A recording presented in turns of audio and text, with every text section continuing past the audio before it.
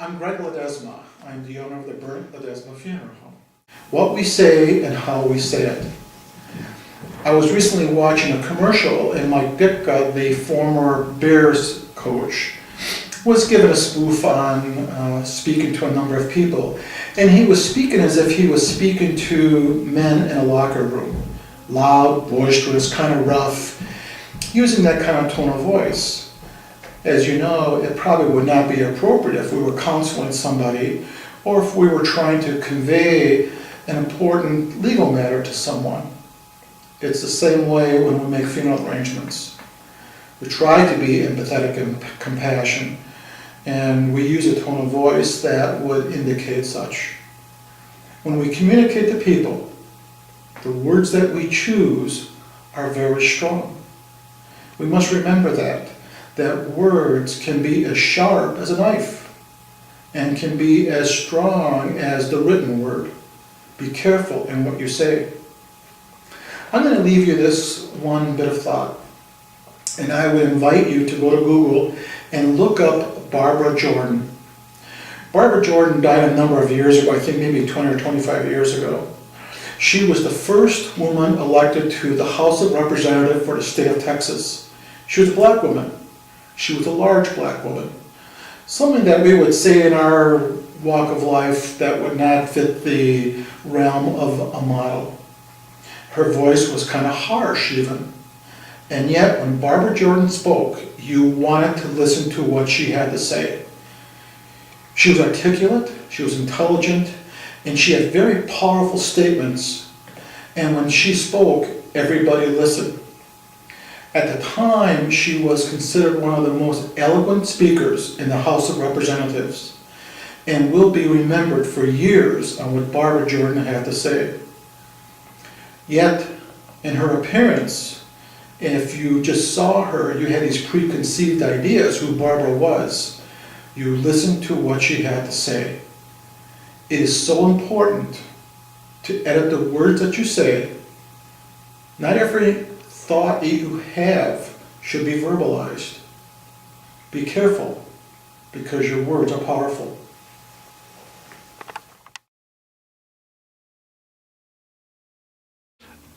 Hello, I'm Dr. Peter Wilk of Grand Avenue Dental Care. A dental office can be a high-stress situation for many people, and I think it's very important that the communication skills between the staff themselves and staff and patients be top-notch. There's really no room for anger or upsetting tones of voice, vulgar talk or anything like that. Try to put people at ease. And I think the employees, as they talk amongst themselves, should keep it all on a professional level. Personal stories, personal experiences are best left for a break or lunchtime and not during office procedures. We're here for one reason, that's to serve the patients. Communications go a long way in making that a very easy, non-stressful situation. And the same thing goes for people who are applying for jobs here. Good English is very important. To me, when someone comes in and applies for the job, they must speak well, be articulate, and the use of vulgar language or slang, things like that is not appropriate in a professional setting such as this.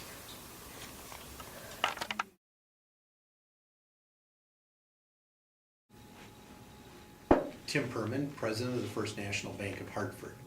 I would say the tone and the manner in which you approach and communicate with customers of the bank or internal customers, employees, is very much important from the standpoint of we want to have positive outcomes with each of these different parties. So if somebody comes in and needs help with something and they've made a mistake, obviously we don't want to point out to the fact that it's their mistake and approach them from the standpoint of, you know, how do you expect me to fix this? That's inappropriate. Appropriateness is to have compassion and have a desire to want to help them fix and learn in the process. And I think that comes with a tone of voice which is low, is not overbearing, is empathetic, and really expresses truly your desire to help them from a business standpoint. And I think you always want to present yourself in your best possible manner, in a professional way, and I think that helps to make people successful. So I think if you do that in that manner, you will be successful.